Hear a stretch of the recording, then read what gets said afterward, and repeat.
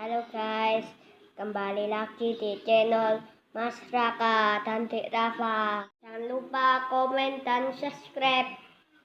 Ya, Tuan Qin adalah orang barbar, dan tubuh fisiknya tidak sebanding dengan orang lain. Chi Hong memuji Qin Jingyong. Beberapa orang sedang berjalan dan mengobrol, dan segera Qin Jingyu tiba-tiba tertegun dan melihat sekeliling. Tuan Qin, ada apa? Chi Meizhen bertanya. Li Yue, apakah ada orang yang telah memasuki tanah leluhur keluarga Jimu sebelumnya? Qin Jingyu bertanya. Tidak mungkin. Tanah leluhur dijaga. Bagaimana kita bisa datang lebih awal? Apakah Tuan Qin menemukan sesuatu? Ji Yue bertanya. Saya merasa seperti ada yang bertarung di sini, dan masih ada suasana pertarungan di dalamnya. Tai Jingyu berkata dengan sedikit cemberut. Napas yang melawan. Ji Yue menggunakan kesadarannya untuk merasakannya, lalu menggelengkan kepalanya dan berkata, tidak lagi, aku tidak merasakan nafas yang melawan. Pihak lain juga menggunakan kekuatan fisik, bukan sihir dan kekuatan spiritual, jadi tertinggal. Apakah kamu memperhatikan nafasnya? Tiba. Tapi bagi kami orang barbar, nafas seperti ini tidak bisa lepas dari pandangan kami. Kata Qin Jingyu. Siapa yang akan memasuki tanah leluhur terlebih dahulu? Konon Taizu menjaganya, dan tidak ada yang bisa masuk kecuali pintu masuk ke tanah leluhur dibuka. Ji Yue sedang berpikir dengan kebingungan di wajahnya. Saudaraku, mungkinkah itu Ji Meiyan? Aku tidak melihatnya di tim kali ini, mungkin dia datang lebih awal. Kata Ji Meizhen. Mungkin tidak. Ji Meiyan tidak membuka ruang asal saat itu. Apa gunanya dia datang ke sini untuk membunuh monster fantasi asal? Apa gunanya? Ji Yue menggelengkan kepalanya. Aneh. Siapa dia? Ji Meizhen juga penuh keraguan. Tidak peduli siapa itu, harap berhati-hati dan berhati-hatilah agar tidak diserang oleh seseorang. Qin Jingyu mengingatkan. Ada arus bawah yang melonjak di keluarga Ji sekarang, dan semua orang berselisih.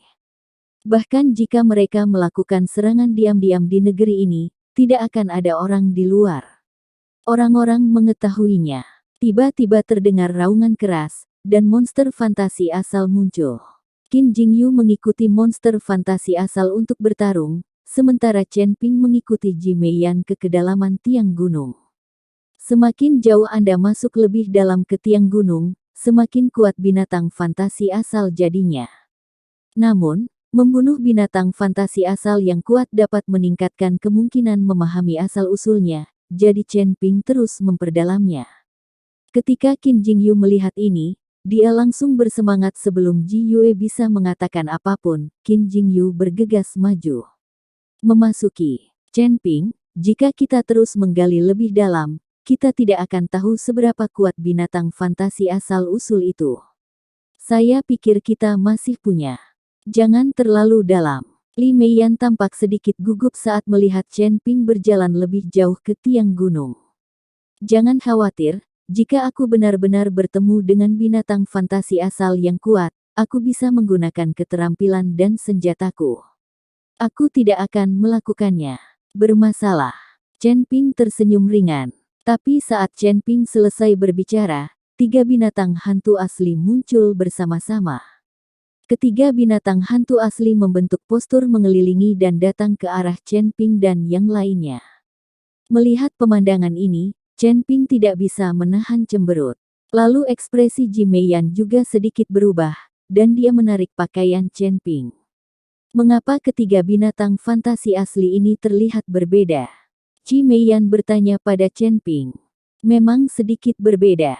Binatang fantasi asli seharusnya tidak memiliki kecerdasan, tetapi ketiga binatang fantasi asli ini.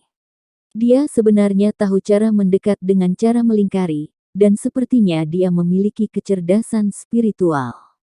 Kata Chen Ping, apa yang harus kita lakukan? Ji Meiyan bertanya dengan gugup.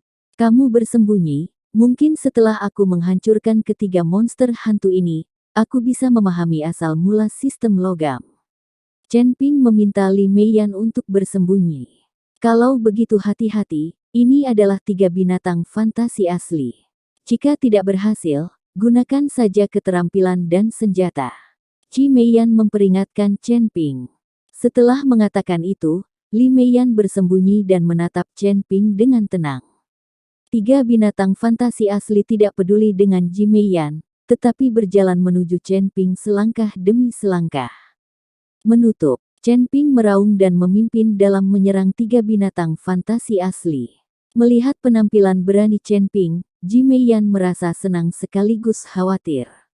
Li Meiyan senang dari lubuk hatinya yang terdalam karena dia bisa menjadi wanita yang berbakat. Tapi dia juga khawatir bahwa Chen Ping sendiri tidak dapat menghadapi tiga monster fantasi asli dengan kekuatan fisik dan tinjunya. Li Meiyan diam-diam meletakkan tangannya di pinggangnya. Selama Chen Ping merasa kalah, dia akan segera menghunus pedangnya. Ayo maju untuk membantu. Chen Ping meledak dengan kekuatan paling primitif dan meninju tiga binatang fantasi asli. Butuh lebih dari 1 jam bagi Chen Ping untuk menghancurkan origin Huazeng berkepala 3 sampai mati. Chen Ping sendiri terbaring di tanah sambil terengah-engah, dengan keringat dingin di dahinya. Chen Ping, kamu baik-baik saja. Li Meiyan buru-buru berlari dan membantu Chen Ping berdiri. Tidak apa-apa. Chen Ping menggelengkan kepalanya. Pada saat ini, Chen Ping tiba-tiba merasakan suara gemuruh di benaknya, seolah-olah semacam kekuatan telah menembus batasan, dan seluruh tubuhnya terasa jauh lebih transparan. Melihat ini, Chen Ping dengan cepat memasuki ruang aslinya dengan kesadarannya, melihat naik, dan menemukan bahwa sebuah bintang dengan asal emas. Ini sudah menyala. Hahaha, aku sudah menyadari asal-muasal sistem logam. Setelah mengatakan itu, tubuh Chen Ping langsung membentuk kekuatan hisap, dan semua aura asli yang baru saja dibunuh oleh binatang fantasi asli mengalir ke tubuh Chen Ping. Chen Ping buru-buru duduk bersila, menarik asal logam ke ruang asal, dan kemudian diserap oleh bintang asal logam. Bintang-bintang di sistem logam menjadi lebih terang. Qi Meiyan di samping sangat senang saat melihat ini, dia tidak menyangka Chen Ping memahami asal-usul elemen logam begitu cepat, hanya butuh 1 malam.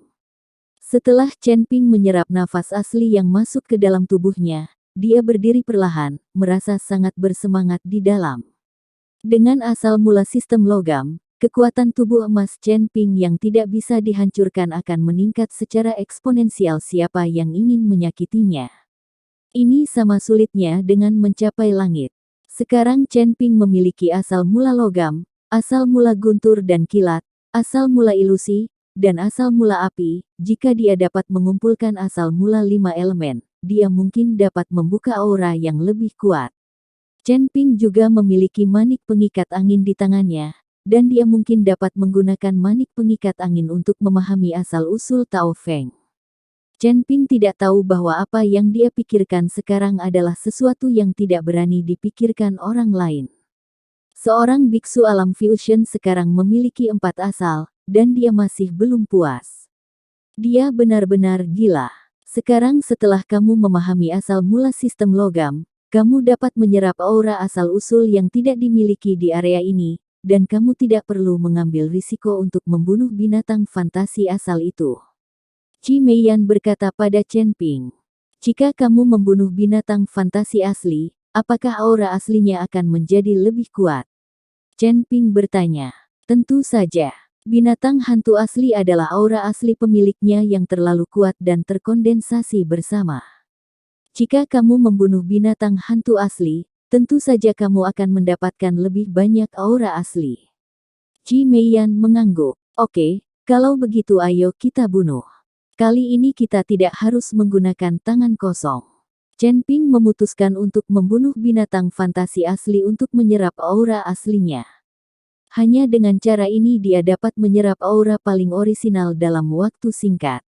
Melihat Chen Ping sedang bersemangat, Qi Meiyan tidak ingin kecewa, jadi dia mengikuti Chen Ping dan melanjutkan perjalanan menuju kedalaman tiang gunung dan pergi. Segera, ada semakin banyak binatang fantasi asal di sekitar, dan berbagai binatang fantasi asal berbondong-bondong ke tanah.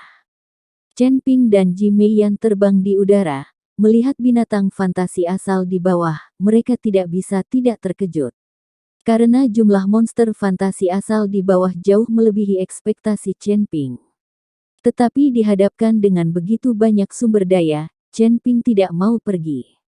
Jangan turun, aku akan membunuh semua monster fantasi asal ini tapi itu semua adalah sumber daya. Setelah mengatakan itu, Chen Ping langsung bergegas turun dengan pedang pembunuh naga di tangan. Chen Ping bisa menggunakan keahliannya kali ini, dan dia juga bisa menggunakan pedang pembunuh naga, jadi tidak perlu mundur. Saat Chen Ping mengayunkan pedang pembunuh naga di tangannya, cahaya pedang naik seperti kekerasan badai. Kemanapun cahaya pedang lewat, binatang fantasi asal itu langsung dipotong-potong. Binatang fantasi asal dibunuh, dan sejumlah besar aura asal naik ke langit, dan Chen Ping dengan rakus menyerapnya. Ada berbagai macam aura asli di dalamnya, tetapi kecuali asal-usul yang dirasakan Chen Ping, aura asli lainnya hanya dapat memasuki tubuh Chen Ping seperti sutra, dan kemudian perlahan menghilang di ruang aslinya. Tanpa penyerapan dan penyimpanan bintang asli, meskipun aura asli lainnya diserap oleh Chen Ping, tidak ada yang bisa dia lakukan. Hukum tetap ada di tubuhnya. Di udara, Ji Meiyan melihat cara Chen Ping menyerap sumber nafas, dan dia terkejut. Yang lain menyerap satu demi satu sumber, tetapi Chen Ping ternyata adalah kantong campuran, menghirup semua sumber nafas ke dalam tubuhnya. Untungnya, ruang asli Chen Ping adalah bintang-bintang di alam semesta, ukurannya sangat besar, dan tidak ada aura asli sebanyak yang dapat mengisinya. Jika ruang sumbernya tidak besar, seperti metode Chen Ping dalam menyerap sumbernya, dia mungkin sudah meledak dan mati sejak lama. Tanda seru. Pada saat ini, Chen Ping sedang membunuh banyak orang di tiang gunung. Sedikit yang dia tahu bahwa binatang fantasi asli yang dia bunuh semuanya telah dipadatkan dan diubah setelah bertahun-tahun. Menurut metode pembunuhannya, diperkirakan jika keluarga akan membuka tanah leluhur nanti, sulit untuk melihat binatang fantasi aslinya lagi. Tidak jauh dari pintu masuk tiang gunung, wajah Qin Jingyu sangat jelek, ada terlalu sedikit binatang fantasi asli di tanah leluhur Anda. Saya hanya bertemu beberapa binatang fantasi asli di sepanjang jalan. Kapan ini akan terjadi? Dapatkah saya memahami asal mula sistem logam? Tuan Qin, dikatakan bahwa ada banyak binatang fantasi asli di tanah leluhur kita. Setiap kali ada banyak orang yang memasuki tanah leluhur.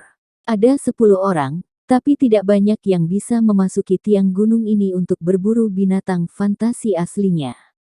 Petik 2. Lagi pula, tidak semua anak dari keluarga Ji dapat membuka ruang aslinya dan merasakan nafas aslinya. Ji Yue mengikuti Qin Jingyu dan menjelaskan. Memang ada beberapa binatang fantasi asli. Mungkinkah seseorang benar-benar datang di urutan pertama, berburu fantasi asli di depan? Bis, apakah kita akan mengambil monster fantasi asli yang hilang nanti? Ji Meizhen juga merasa sedikit aneh. Memang, hanya ada sedikit binatang fantasi asli. Ayo bergerak cepat. Mungkin kita bisa menemukan orang-orang datang di depan. Qin Jiaur memutuskan untuk tidak membunuh binatang fantasi asli dan segera pergi.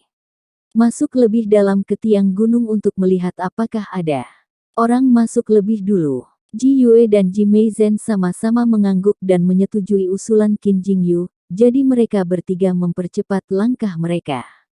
Tanda seru. Saat mereka bertiga bergerak maju dengan cepat, semakin jauh mereka berjalan, mereka semakin merasa panik. Karena dalam perjalanannya, mereka jarang bertemu dengan monster fantasi asli, yang mana sangat aneh. Anda harus tahu bahwa di sepanjang jalan, semakin dalam Anda masuk ke tiang gunung, semakin besar kekuatan dan jumlah monster fantasi asal. Tapi sekarang, semakin dekat mereka, semakin sedikit mereka menemukan jejak binatang fantasi aslinya. Aneh sekali. Kemana perginya semua makhluk fantasi asli ini? Ji Yue mengerutkan kening, tidak dapat mengetahui kemana perginya binatang fantasi asli itu. Setelah melakukan perjalanan selama hampir setengah jam, Qin Jingyu tiba-tiba berhenti. Tuan Qin, mengapa Anda berhenti? Apakah Anda menemukan sesuatu? Ji Yue bertanya pada Qin Suliang. Tidak bisakah kamu merasakannya? Ada orang yang bertarung di depan, dan pertarungannya cukup sengit, dan auranya sangat berfluktuasi. Kata Qin Jingyu. Ketika Ji Yue dan Ji Meizhen mendengar ini, mereka dengan cepat menggunakan kesadaran spiritual mereka dan langsung mendeteksi fluktuasi aura di depan mereka. Fluktuasi besar dalam aura jelas berarti seseorang sedang berkelahi. Ayo, kita bergegas dan melihat. Aku harus menangkap orang yang menyelinap ke tanah leluhur. Ji Yue bergegas maju dengan tidak sabar.